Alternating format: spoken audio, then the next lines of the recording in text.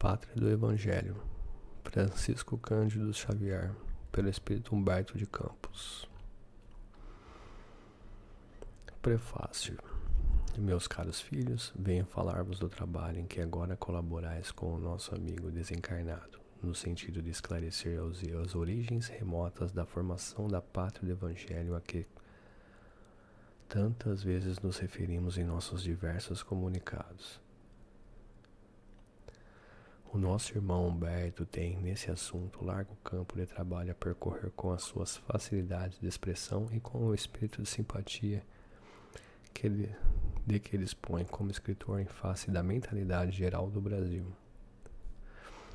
Os dados que ele fornece nestas páginas foram recolhidos nas tradições do mundo espiritual, onde falanges desveladas e amigas se reúnem constantemente para os grandes sacrifícios em prol da humanidade sofredora. Esses trabalhos se destinam a explicar a missão da terra brasileira no mundo moderno. Humboldt, visitando o vale extenso do Amazonas, exclamou, extasiado que ali se encontrava o celeiro do mundo, o grande cientista asseverou uma grande verdade. Precisamos, porém, desdobrá-la, estendendo-a do seu sentido econômico à sua significação espiritual. O Brasil não está somente destinado a suprir as necessidades materiais dos povos mais pobres do planeta, mas também a facultar ao mundo inteiro uma expressão consoladora de crença e de fé raciocinada a ser o maior celeiro das claridades espirituais do orbe inteiro. Nestes tempos de confusionismo amargo, consideramos de utilidade um trabalho dessa natureza e, com a permissão dos nossos maiores dos planos elevados, empreendemos mais esta obra humilde, agradecendo a vossa desinteressada e espontânea colaboração. Nossa tarefa visa esclarecer o ambiente geral do país, orgasmaçando as suas tradições de fraternidade com o cimento das verdades puras, porque se a Grécia e a Roma da antiguidade tiveram a sua hora como elementos primordiais da origem de toda a civilização do Ocidente, se o Império Português e o Espanhol se alastraram quase por todo o planeta, se a França e a Inglaterra têm sido a sua hora proeminente nos tempos que assimilam as etapas evolutivas do mundo, o Brasil terá também o seu grande momento no relógio que marca os dias da evolução da humanidade. Se outros povos atestaram o progresso pelas expressões materializadas e transitórias, o Brasil terá a sua expressão imortal na vida do espírito, representando a fonte de um pensamento novo, sem as ideologias de separatividade, e inundando todos os campos da atividade humana com a sua nova luz. Eis, em síntese, o porquê da nossa atuação nesse sentido. O nosso irmão encontra mais facilidade para vazar o seu pensamento em solidariedade com o médium, como se ainda se encontrasse no seu escritório solitário. Daí a razão porque as páginas em apreço foram produzidas de molde a se aproveitarem as oportunidades do momento. Peçamos a Deus que inspire os homens públicos atualmente no leme da pátria do Cruzeiro, e que nessa hora amarga em que se verifica a inversão de quase todos os valores morais no seio das oficinas humanas, saibam eles colocar muito alto a magnitude dos seus princípios, deveres. E a vós, meus filhos, que Deus vos fortaleça e abençoe, sustentando-vos nas lutas depuradoras da vida material. Emmanuel.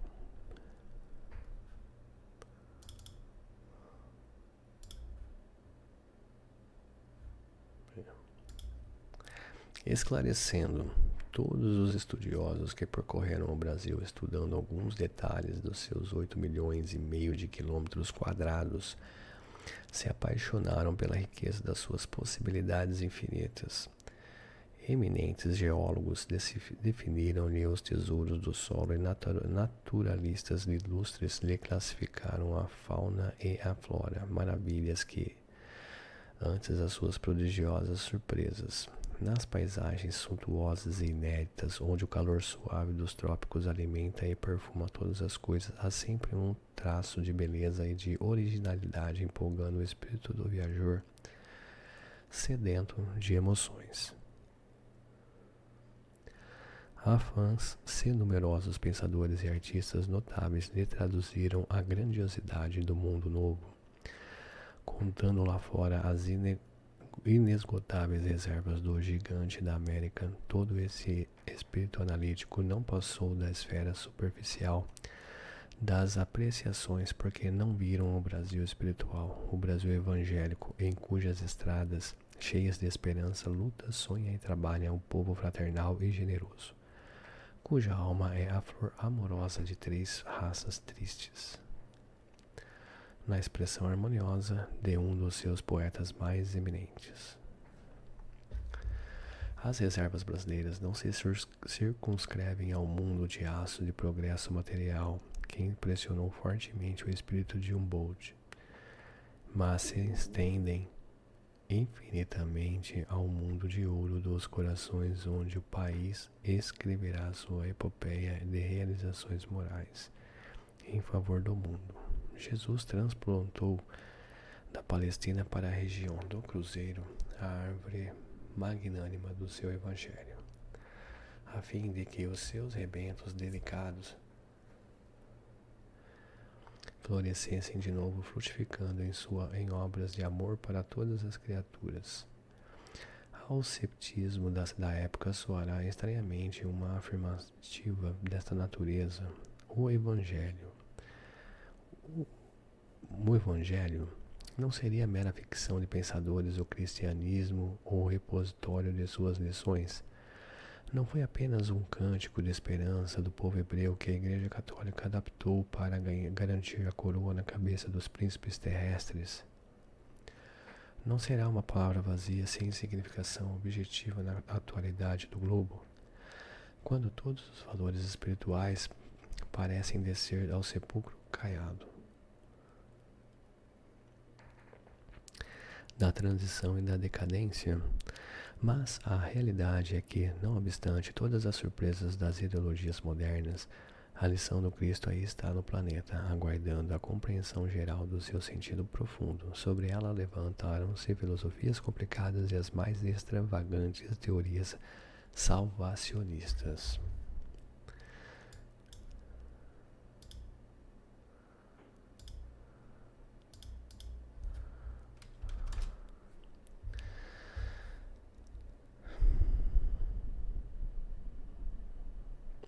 Em seu favor, muitos milhares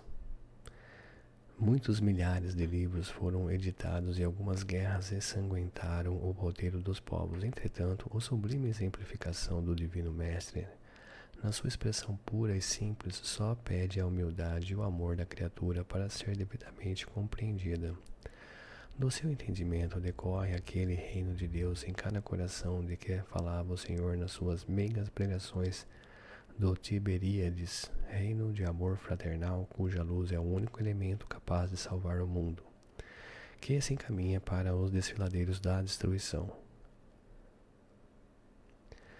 E os verdadeiros aprendizes, os crentes sinceros no poder e na misericórdia do Senhor, esperam com os seus labores obscuros o advento da cristianização da humanidade, quando os homens, livres de todos os símbolos sectários de separatibilidade, puderem entender integralmente as maravilhas ocultas da obra cristã.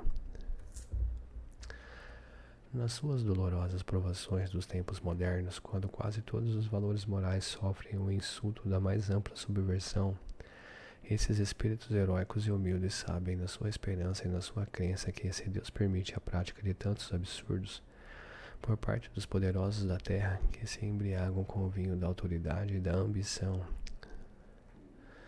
é que todas essas lutas nada mais representam do que experiências penosas por abreviar a compreensão geral das leis divinas no porvir.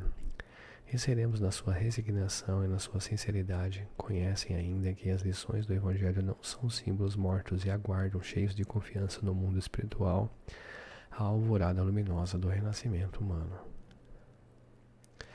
Nessa abençoada tarefa de espiritualização, o Brasil caminha na vanguarda. O material a empregar nesse serviço não vem das fontes de produção originariamente terrenas, sim do plano invisível, onde se elaboram todos os ascendentes construtores da pátria do Evangelho. Estas páginas modestas constituem, pois, uma contribuição humilde à elucidação da história da civilização brasileira em sua marcha através dos tempos. Tem por único objetivo provar a excelência da missão evangélica do Brasil no concerto dos povos e que, acima de tudo, todas as suas realizações e todos os seus feitos, forros dos miseráveis troféus das glórias sanguinolentas, tiveram as suas origens profundas no plano espiritual, de onde Jesus, pelas mãos carinhosas de Ismael, acompanha desveladamente a evolução da pátria extraordinária, em cujos céus fulguram as estrelas da cruz. São elas ainda um grito de fé e de esperança aos que estacionam no meio do caminho, ditadas pela voz de quem já atravessou as estradas poeirentas e tristes da morte, dirigem-se aos seus companheiros e irmãos da mesma comunidade e da mesma família, exclamando: brasileiros, ensarrilhemos para sempre as armas homicidas das revoluções, consideremos o valor espiritual do nosso grande destino, engrandecemos a pátria do cumprimento do dever pela ordem e traduzamos a nossa dedicação mediante o trabalho honesto pela sua grandeza. Consideremos, acima de tudo, que todas as suas realizações hão de merecer a luminosa sanção de Jesus antes de se fixarem nos bastidores do poder transitório e precário dos homens. Nos dias de provação, como nas horas de venturas, estejamos irmanados numa doce aliança de fraternidade e paz indestrutível, dentro da qual deveremos esperar as claridades do futuro. Não nos compete estacionar em nenhuma circunstância, e sim marchar sempre, com a educação e com a fé realizadora ao encontro do Brasil, na sua admirável espiritualidade e na sua grandeza imperecível. Espírito Humberto de Campos. O coração do mundo. O inundo político e social do Ocidente encontra-se exausto. Desde as pregações de Pedro ao eremita até a morte do rei Luís IX, diante de Tunis, acontecimentos que colocarão um dos derradeiros marcos das guerras das cruzadas. As sombras da idade medieval confundiram as lições do Evangelho, ensanguentando todas as bandeiras do mundo cristão. Foi após essa época, no último quartel do século XIV, que o Senhor desejou realizar uma de suas visitas periódicas à Terra, a fim de observar os progressos da sua doutrina e de seus exemplos no coração dos homens. Anjos e tronos lhe formavam a corte maravilhosa, dos céus à terra foi colocado outro símbolo da escada infinita de Jacob, formada de flores e de estrelas cariciosas, por onde o Cordeiro de Deus transpôs a imensa distância, clarificando os caminhos cheios de treva. Mas, se Jesus vinha do coração luminoso das esferas superiores, trazendo nos olhos misericordiosos a visão dos seus impérios resplandecentes e na alma profundo o ritmo harmonioso dos astros, o planeta terreno lhe apresentava ainda aquelas mesmas veredas escuras, cheias de lama, da impenitência e do orgulho das criaturas humanas, e repletas dos espinhos da ingratidão e do egoísmo. Embalde seus olhos compassivos procuram o ninho doce do seu evangelho. Em vão procurou o Senhor os remanescentes da obra de um de seus últimos enviados à face do orbe terrestre. No coração da Umbria haviam cessado os cânticos de amor e de fraternidade cristã. De Francisco de Assis só haviam ficado as tradições de carinho e de bondade. Os pecados do mundo, como novos lobos de Gúbio, haviam decidido outra vez das selvas misteriosas das iniquidades humanas, roubando às criaturas a paz e aniquilando-lhes a vida. Eliú disse a voz suave e meiga do mestre a um dos seus mensageiros: encarregado dos problemas sociológicos da terra. Meu coração se enche de profunda amargura vendo a incompreensão dos homens no que se refere às lições do meu evangelho. Por toda parte a luta fratricida, como polvo de infinitos tentáculos, a destruir todas as esperanças. Recomendei-lhes que se amassem como irmãos e vejo-os em movimentos impetuosos, aniquilando-se uns aos outros como Caíns desvairados. Todavia, replicou o emissário solícito, como se desejasse desfazer a impressão dolorosa e amarga do mestre. Esses movimentos, Senhor, intensificaram as relações dos povos da terra, aproximando o Oriente e o Ocidente para aprenderem a lição da solidariedade nessas experiências penosas. Novas utilidades da vida foram descobertas. O comércio progrediu além de todas as fronteiras, reunindo as pátrias do orbe. Sobretudo, devemos considerar que os príncipes cristãos, compreendendo as iniciativas daquela natureza, guardavam a nobre intenção de velar pela paisagem deliciosa dos lugares santos. Mas retornou tristemente a voz compassiva do cordeiro: qual o lugar na terra que não é santo? Em todas as partes do mundo, por mais recônditas que sejam, paira a bênção de Deus. Convertida na luz e no pão de todas as criaturas, era preferível que Saladino guardasse para sempre todos os poderes temporais na Palestina e que caísse um só dos fios do cabelo de um soldado numa guerra incompreensível por minha causa, que em todos os tempos deve ser a do amor e da fraternidade universal. E como se a sua vista devassasse todos os mistérios do porvir, continuou: infelizmente não vejo senão o caminho do sofrimento para modificar tão desoladora situação. Aos feudos de agora seguir-se-ão as coroas poderosas, e depois dessa concentração de autoridade e de poder serão os embates da ambição e a carnificina da inveja e da felonia pelo predomínio do mais forte. A amargura divina empolgará toda a formosa assembleia de querubins e arcanjos. Foi quando Eliu, para renovar a impressão ambiente, dirigiu-se a Jesus com brandura e humildade: Senhor, se esses povos infelizes que procuram na grandeza material uma felicidade impossível, marcham irremediavelmente para os grandes infortúnios coletivos, visitemos os continentes ignorados, onde espíritos jovens e simples aguardam a semente de uma vida nova. Nessas terras, para além dos grandes oceanos, poderíeis instalar o pensamento do cristão, dentro das doutrinas do amor e da liberdade.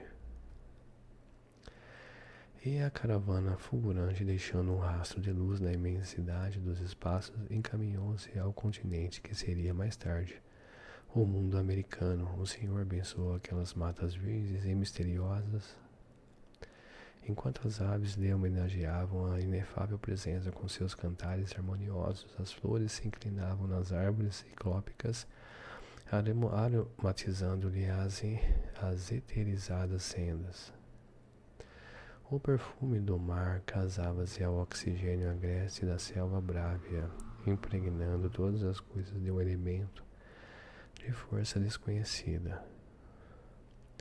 No solo eram os silvícolas, humildes e simples, aguardando uma nova era com o seu largo potencial de energia e bondade. Cheio de esperanças, emociona-se o coração do mestre, contemplando a beleza do sublimado espetáculo. Eliu pergunta a ele: onde fica nestas terras novas o recanto planetário do qual se enxerga no infinito o símbolo da redenção humana? Esse lugar de doces encantos, mestre, de onde se vem no mundo as homenagens dos céus aos vossos martírios da terra, fica mais para o sul, e quando no seio da paisagem repleta de aromas e de melodias, contemplava as almas santificadas dos orbes felizes. Na presença do Cordeiro, as maravilhas daquela terra nova, que seria mais tarde o Brasil, desenhou-se no firmamento formado de estrelas rutilantes, no jardim das constelações de Deus, o mais imponente de todos os símbolos, mãos erguidas para o alto, como se invocasse a bênção de seu Pai para todos os elementos daquele solo extraordinário e opulento. Exclama então Jesus: Para esta terra maravilhosa e bendita será transplantada a árvore do meu evangelho de piedade e de amor. No seu solo dadivoso e fertilíssimo, todos os povos da terra aprenderão a lei da fraternidade universal. Sob este céu serão entoados os hosanas mais ternos e misericórdia do Pai Celestial. Tu, Eliú, te corporificarás na terra, no seio do povo mais pobre e mais trabalhador do Ocidente.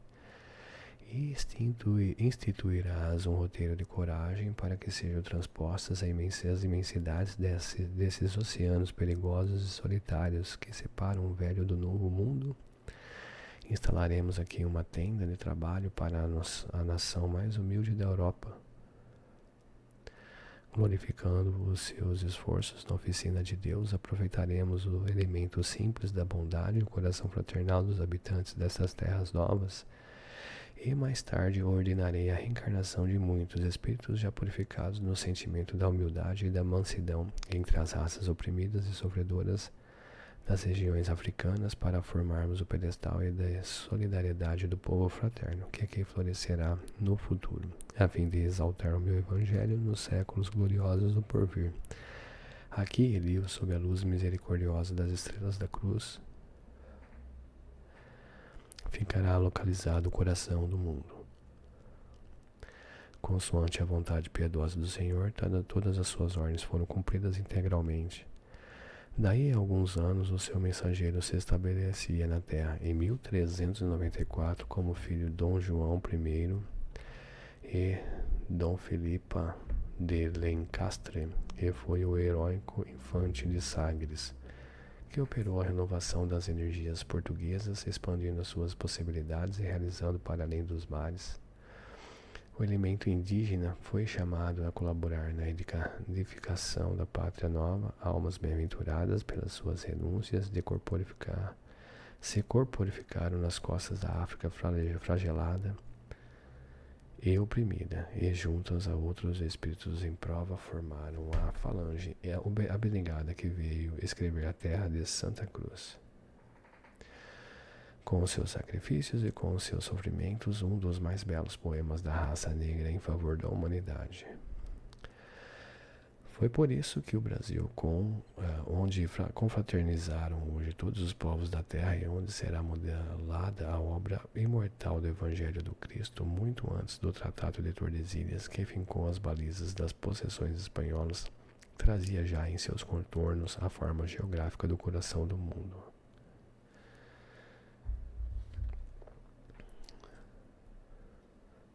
Eliú, em vez de Iléu, forma hebraica geralmente usada. Aqui o autor faz uma nota sobre o nome, a pronúncia do nome, Eliú ou Iléu, né? Então, o autor preferiu a forma árabe, que é Eliú. Dom Henrique de Sagres abandonou as suas atividades na terra em 1460. Estava realizado em linhas gerais o seu grande destino da sua casa modesta da Vila Nova do Infante, onde se encontra ainda hoje uma placa comemorativa como perene homenagem ao grande navegador, desenvolver a ele no mundo inteiro um sentimento novo de amor ao desconhecido. Desde a expedição de Celta, o infante deixou transparecer em vários documentos que se perderam nos arquivos da Casa de Avis que tinha a certeza da existência das terras maravilhosas cuja beleza haviam contemplado os seus olhos espirituais no passado longínquo. Toda a sua experiência de abnegação e ascetismo constituíra uma série de relâmpagos luminosos no mundo de suas recordações. A prova de que os seus estudos particulares falavam da terra desconhecida é que o mapa de André Bianco, dotado de 1448, mencionava uma região fronteira à África para os navegadores portugueses. Portanto, a existência da grande linha austral já não era assunto ignorado. Novamente, no além, o antigo mensageiro do mestre não descansou, chamando a colaborar com ele numerosas falanges de trabalhadores devotados à causa do Evangelho do Senhor. Procura influenciar sobre o curto reinado de Dom Duarte estendendo com os seus cooperadores essa mesma atuação ao tempo de Dom Afonso V, sem lograr uma ação decisiva a favor das empresas esperadas. Aproveitando o sonho geral dos tesouros das Índias, a personalidade do infante se desdobra com o objetivo de descortinar o continente novo ao mundo político do Ocidente. Enquanto a sua atuação encontra fraco eco junto à administração da sua terra, o povo de Castela começa a preocupar-se seriamente com as ideias novas, lançando-se à disputa das riquezas entrevistas.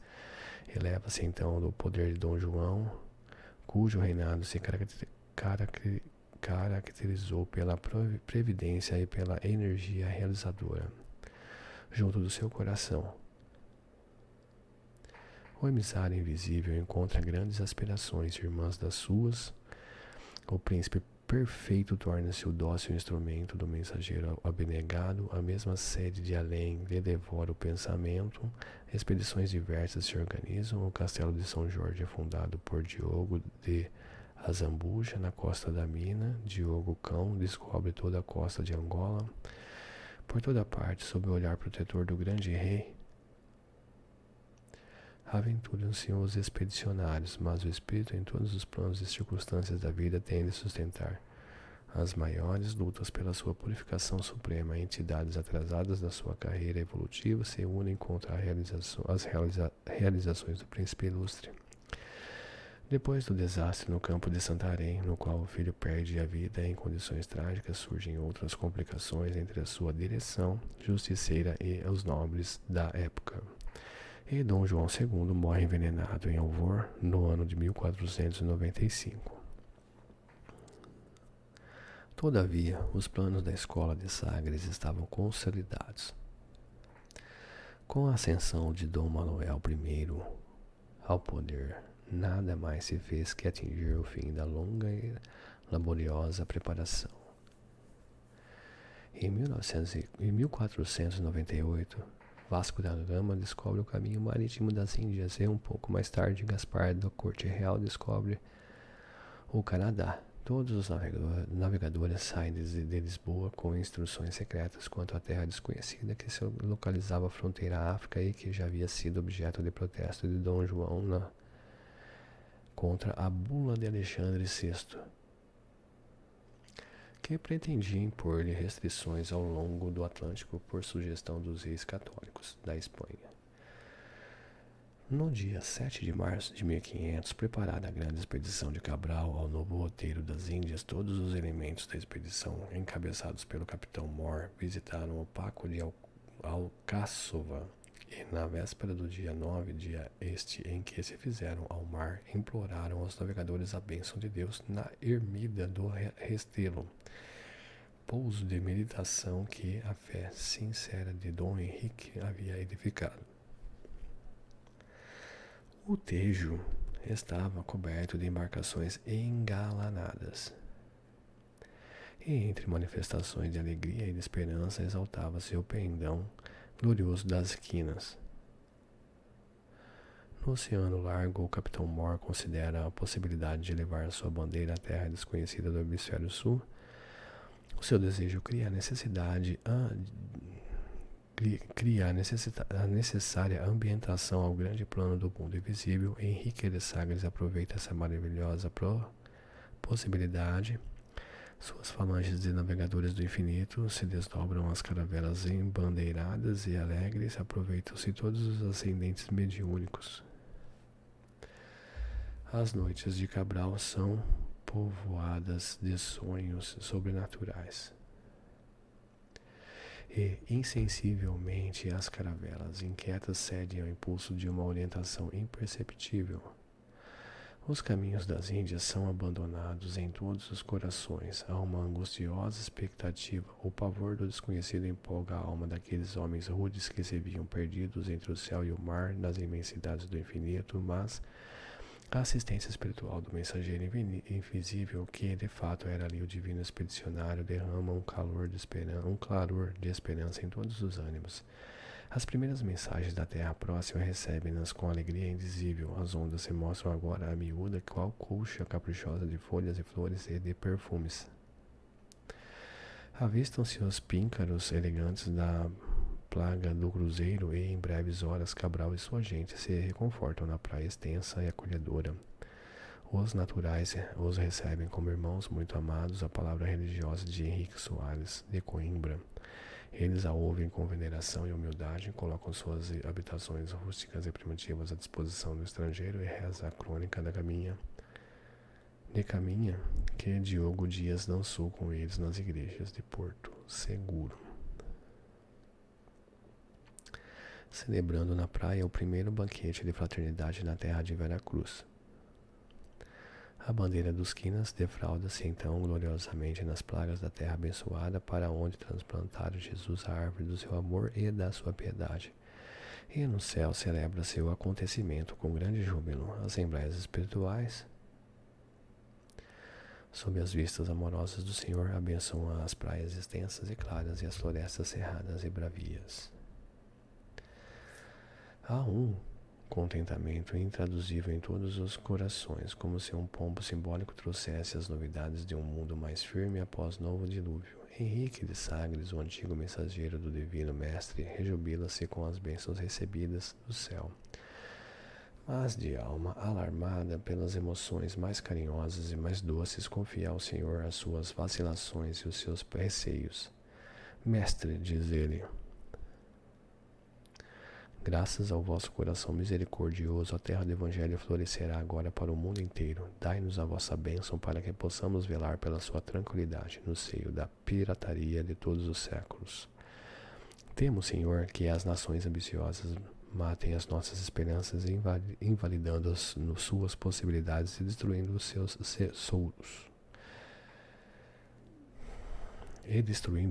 tesouros. Jesus, porém, confiante, por sua vez, na proteção de seu Pai, não hesita em dizer com a certeza e alegria que traz em si: Eliu, afasta essas preocupações e receios inúteis. A região do cruzeiro, onde se realizará a epopeia do meu evangelho, estará antes de tudo ligada internamente ao meu coração. As injunções políticas terão nelas atividades secundárias, porque acima de todas as coisas, em seu solo santificado e exuberante estará o sinal da fraternidade universal. Unidos a todos os espíritos, sobre a sua volumosa extensão pairará constantemente o signo da minha assistência compassiva, e a mão prestigiosa e potentíssima de Deus pousará sobre a terra da minha cruz, com infinita misericórdia. As potências imperialistas da terra esbarrarão sempre nas suas claridades divinas e nas suas ciclópicas realizações. Antes de eu estar ao dos homens, é ao meu coração que ela se encontra ligada para sempre. Nos céus imensos havia clarões estranhos de uma bênção divina. No seu sólio de estrelas e de flores, o Supremo Senhor sancionara, por certo, as bondosas promessas de seu Filho. E foi assim que o minúsculo Portugal, através de 3 longos séculos, embora preocupado com as fabulosas riquezas das Índias, pôde conservar contra flamengos, ingleses, franceses e espanhóis a idade territorial de uma pátria com 8,5 milhões de quilômetros quadrados e com 8.000 quilômetros de costa marítima. Nunca houve exemplo como esse em toda a história do mundo. As possessões espanholas se fragmentaram, formando cerca de 20 repúblicas diversas. Os estados americanos do norte devem sua posição territorial às anexações e às lutas de conquista. A Louisiana, o Novo México, a Alasca, a Califórnia, o Texas, o Oregon surgiram depois da emancipação das colônias inglesas. Só o Brasil conseguiu manter-se uno e indivisível na América entre os embates políticos de todos os tempos, e que a mão do Senhor se alça sobre a sua longa extensão e sobre as suas prodigiosas riquezas. O coração geográfico do orbe não se podia fracionar. Encerrando aqui, volto na segunda parte do livro.